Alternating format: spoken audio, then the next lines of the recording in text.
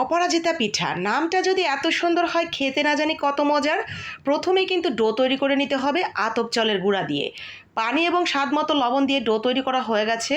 হাত দিয়ে ভালো করে মেখে নিতে হবে। সামান্য একটু ঘি দিয়ে মাখলে ফ্লেভারটা কিন্তু দারুণ হবে। মাখানো শেষ হয়ে গেলে যতটুকু ফুলের সাইজ করতে চান সেই অনুসারে লেচি করে নিয়ে মাঝখানে বসানোর জন্য এরকম ডাটার মতো বানিয়ে নিতে হবে। তারপরে বল বল করে হাতের তালুতে নিয়ে বলটাকে চাপ দিয়ে মাঝখানে ডাটাটা বসিয়ে দিয়ে এক সাইডে জয়েন করে নিলেই কিন্তু হয়ে যাবে অসম্ভব সুন্দর দেখতে অপরাজিতা ফুল। এখন ভেজে নেওয়ার পালা। গরম তেলে ছেড়ে মচমচে করে লাল লাল করে ভেজে তুলে নিয়ে দিয়ে দিতে হবে শিরার মধ্যে। শিরার জন্য আমি এখানে গুড় ব্যবহার করছি। অল্প একটু পানি দিয়ে জাল করে নেব ঘন করে। তারপরে সেই গুড়ের মধ্যে দিয়ে ভালো করে ডুবিয়ে উঠিয়ে নিলেই কিন্তু রেডি অপরাজিতা পিঠা। দারুণ মচমচে রসালো এই পিঠা খেতে দারুণ লাগে।